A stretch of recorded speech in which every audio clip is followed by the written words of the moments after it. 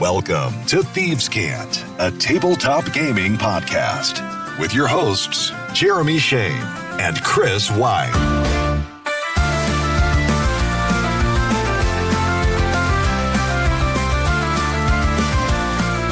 Welcome in, welcome back. It is Thieves' Cant for Wednesday, January 21st. I'm Jeremy Shane. And I'm Chris White. You're not just any Chris White today. You are, should I say it? You are birthday boy Chris White. Happy birthday. Thank you. Man, it smells like an old person in here. Yeah, it's just, I woke up and felt just a little more decrepit than the day before. A little creakier. Yeah. Got out the WD-40, squirted it on the joints. I hope you have a wonderful birthday. Have you received any gifts yet today? No. Yeah. Do you expect any? Well, the nice thing about your birthday is it's not like Christmas, right? You don't have to be good. So, yeah, there better be some sweet loot coming my way. All right. Coming up in today's show, it is a return to the Forge of Creation. Chris, you're going to make some tweaks to your Draw Steel hero, your character you've been playing in the Delian Tomb.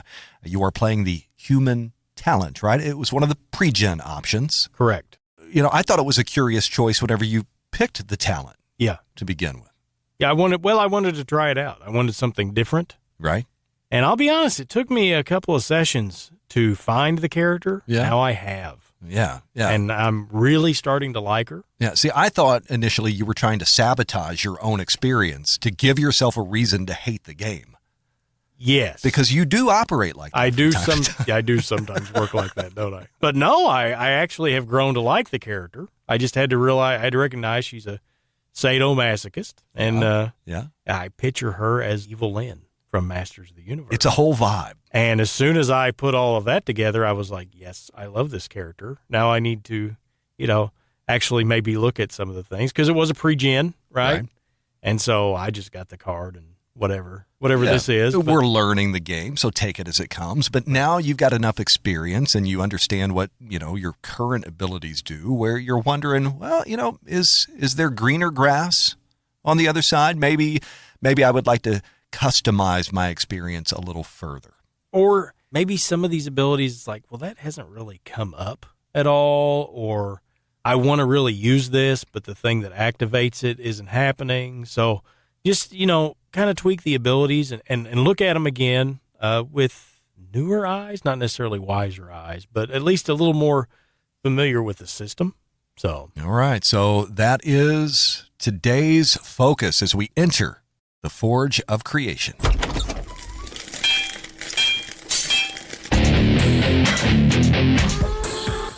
The Forge of Creation. Are we calling it a rebuild? It's a retooling. A retooling. Okay. Retooling. All right. So where do we begin in this? I'm going to let you kind of take the reins.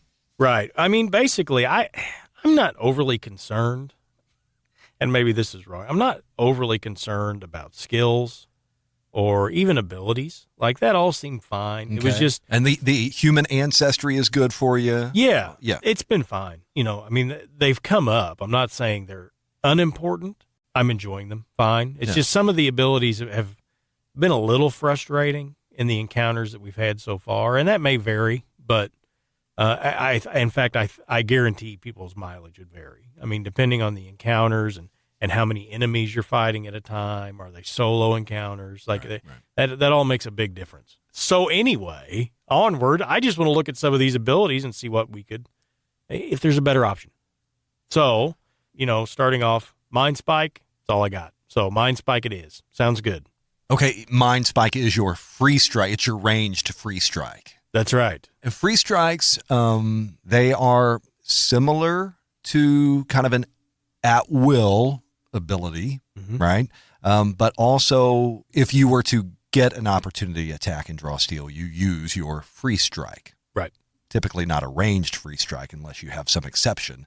So Mind Spike is a free strike. Right. So next up we have the psionic augmentation. I currently have the distance augmentation. And what I noticed was almost all of my abilities had a range of 10. Yeah, which is pretty beefy. Pretty beefy, right. And so generally, unless something was just on me. Which I have to say, the last session that we played, somehow we have two capable melee fighters in the party. I'm a magnet. And they're all standing back while you're tanking as a talent, which was interesting. The giant werewolf wolf was all over me. I was getting tossed around like a rag doll. I'm like, what are you all doing? Yeah. But it worked out. I'm a tank now, so I'm a tanky talent. But I'm not taking the battle augmentation. No, I actually just decided to go with the force augmentation. Just a +1 damage every time you roll. I mean, it's an easy choice. And that's substantial in a system like Draw Steel, in which you always hit. It's just a matter of, do you hit it tier 1, 2, or 3? Higher is better. So to have a built-in additional +1 every time. Yeah.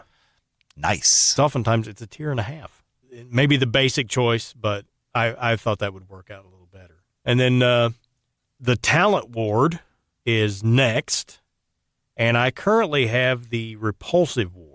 All right, so this is sort of a protective element, right? Whichever one of these you go with, it's some sort of protection. Correct. I like the repulsive ward. Basically, something's adjacent, it deals damage, free triggered action to push them a number of squares up to your region. All right, so you're always tracking that contingency, that trigger. Right, and then so 2. I'm going to move it 2 squares. That's my reason, which I like. I did like it. However, when I looked at the entropy ward, I kind of liked it a little better. Your ward slows time for your enemies. Whenever a creature deals damage to you, their speed's reduced by an amount equal to your reason score, and they can't use triggered actions until the end of their next turn. So either way, you sort of want a get out of jail. And so assuming you can move in that time, they're not going to be able to react right and smack you around. Which to me is just as good as pushing them back 2 squares. So no matter what, you're slowing them down and you're preventing them from triggering. Yeah. Right. So I still have that opportunity to get away, and there's a little rider along with it. Nice. So that seemed like maybe a little more reliable choice, but they're both good.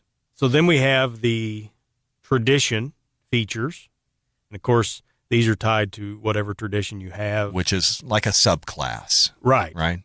Currently, I have telepathy, which I like. I don't really like feedback loop that much. What does that do? Feedback loop is when a target deals damage to an ally, that target takes psychic damage equal to half the triggering damage. That's kind of cool. It is. But what I found was everybody has one of these damage reduction abilities. And so it kind of got to a point where it was like they would get hit. They would take 6 damage. Then they're going to reduce that to 3.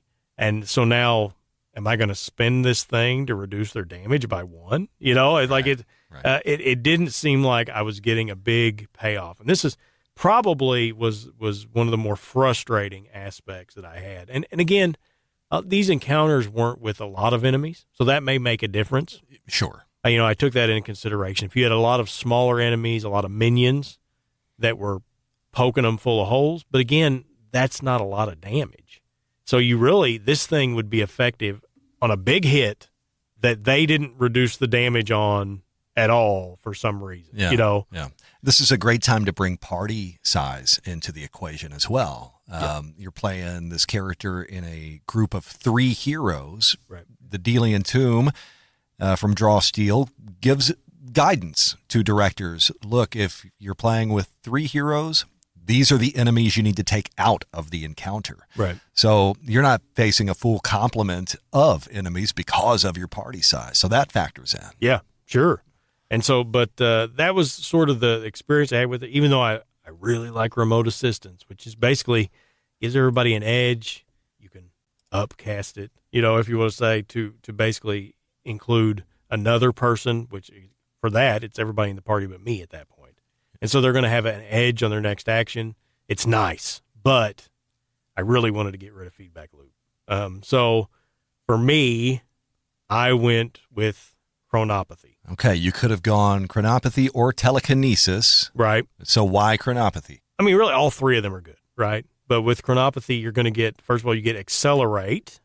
You're going to target yourself or a creature. The target shifts up to a number of squares equal to your reason score. Okay. And so this is battlefield control, right? I mean, this sounded fun to me. Start moving the chess pieces around. An ally needs to get out of a bad situation, shift them over to. It looks like there's a rider on it as well if you spend some of your heroic resource. Mm-hmm. Yeah, exactly. They can use a maneuver, which is pretty nice. Right. Maneuvers can include the knockback or grab. Isn't catch your breath a maneuver? Right. So you can regain some stamina. This is big. Yeah, I think it's nice. And then the other one that you get is called, again, target yourself or one creature. The trigger is when the target makes an ability roll. You can use it after you see the roll, which is kind of big in itself, right? So you're not going to waste it. And the target must re-roll the power roll and use the new roll. Okay. This almost reminded me of Silvery Barbs in D&D. Yeah. It almost kind of had that vibe. This could be used on an ally to replace a poor roll. It could be used against an enemy to try to replace a really good roll. Right. Right. Right. Okay. Either way, they're gonna have to re-roll it. So you're just kind of changing the fates a little bit there. I thought that was fun. So I decided to go with the chronopathy. So next up we have the talent abilities, the signature abilities. You're kind of your go-to attacks, right? Right. And so on this one I had Entropic Bolt and Kinetic Pulse.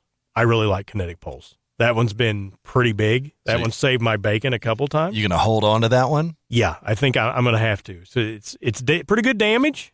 It's a burst, so it's some area effect damage. And if you roll decent, you get some push with it too. So this is going to, again, get you a little more space. So there were multiple times in the last fight that I was surrounded and I was able to push everybody away and move or do what I needed to do. Yeah, this is a cool ability. Yeah. I want to keep that one. But then I really kind of like Hoarfrost. And again, there's a lot of slowing enemies. So there's kind of a debuff theme that seems to be going on. Single target, but decent damage. And I really like that slow effect. And if you're strained, I noticed it says that you're slowed, but the target is instead restrained. We're freezing some enemies up. This complements, I think, your kinetic pulse well, because you've now got something defensive in nature, but still offensive. Mm-hmm. And, well, this one is a little defense and offense as well. A little bit, yeah. A little bigger hit, single target versus, multi-target. Right. But just more options in your bat belt. Right. And then that's kind of what I was looking for. A little more versatility in that regard and maybe a little more reliable. And then now we're talking about heroic abilities. So, of course, you have to choose one that's your 3 clarity ability in this case. The one that I have now is awe. So your clarity is your heroic resource. Every class in Draw Steel has a heroic resource. And these heroic abilities, you have to spend a certain amount of that resource in order to pull it off. Right. There are some that cost 3 and more powerful ones that cost 5, but we're looking at the 3 cost abilities right now. And these are big, and this is a big reason why you don't want to just take that rest or that respite. Yeah. Because your victories are going to pile up, and that's, in the case of this character, that's how many clarity I'm going to start with. Ooh, yeah. And so when you're talking about 3 clarity, 5 clarity abilities, even at first level, I want to get those numbers racked up fast because this is some of the bigger stuff you can do. So on this one, I had awe, and I'm kind of torn on this. I like awe. It's pretty good. I don't know that I just want to completely get rid of it, but then I thought, well, I wouldn't mind a little more offense. And so I decided to swap awe for smolder. Swapping awe for offense. Awe for awe. All right. So what is smolder? Again, a ranged attack. And basically you're going to choose the damage type. So that gives you a little more versatility. So it's acid, corruption, or fire. And do you have to make that choice now and lock it in, or that can be whatever you want at any given time? Yeah, I think as soon as you use the ability. So every time you use it, it could be different. Yes. That's cool. Oh, yeah. Every time you use that ability, it's different. So the target's going to take that damage. So depending on how you roll, right, they're automatically going to take, because we don't miss and draw steal, right? But depending on how you roll, there's going to be that damage, and then you're going to add your reason to that damage, and then we're going to have the reason less than result. So that's the potency. The potency, right. And that's going to affect them in that the target, in every case, will have weakness 5 with a save end. If you roll well enough, you can add your reason score to that as well. Okay. So we're just piling up damage. Very offensive focused. This is hard for me, though. Are you making that choice now? Yeah. I'm going to go smolder. I might have regrets, but I'm going to do it. I'll try something new. Right. It's a lot of experimentation. Sure. Sometimes I just want to see what it's like, what it does. Yeah. So, right. So now for 5 clarity. For 5 clarity, I had flashback, which is neat. I mean, basically, you give somebody the opportunity to use one of their abilities again that they used previously in the round. And depending on the power, I mean, it might be something pretty powerful. So I definitely like flashback, but I kind of liked perfect clarity better. So this, again, is yourself or an ally. Again, a ranged ability, range 10. But until the start of your next turn, the target gains a +3 bonus to speed, a double edge on the next power roll they make. Which means that power roll will automatically improve by 1 tier. And if the target obtains a tier 3 outcome on that roll, I get a clarity back. Oh, so it's like potentially this might only cost you 4 in practice. Right. Instead of 5 if you're getting 1 back. That's pretty cool. Yeah. Because again, that clarity is your heroic resource, and you always want to accumulate that. Right. You're going to lose it at the end of an encounter, but while you've got it, all of your abilities are on absolute fire. So it just sounded like a kind of a nice buff. I gave up the buff earlier when I went to chronopathy. So now I can throw that buff back with a lot of bonus. All right, and that'll round out the retooling here at first level. Again, we're not going beyond first level at this point. So now you've got your human talent kind of repackaged. Got her glow up. Next time we play Draw Steel, you can put the new build on the table. If you've got questions about Draw Steel, or you want to let us know your thoughts on Chris's talent build, yeah, let me know how bad the decisions I just made were. Yeah, you probably know more about Draw Steel than we do. Probably, so, you know, criticize on his birthday. Tell him what dumb choices he made. Yeah, right? But you have to be nice about it. Right. It is my birthday. Or you could just tell him happy birthday. Do so in the comments. Email thievescantcast@gmail.com. Coming up on tomorrow's show, some back booth banter. Last week we were talking like 5 good habits for tabletop RPG players. We're going to take those same 5 habits, put a spin on them, and apply them to game masters. How can game masters adopt these habits to make for a better game? So that's tomorrow. We will see you then.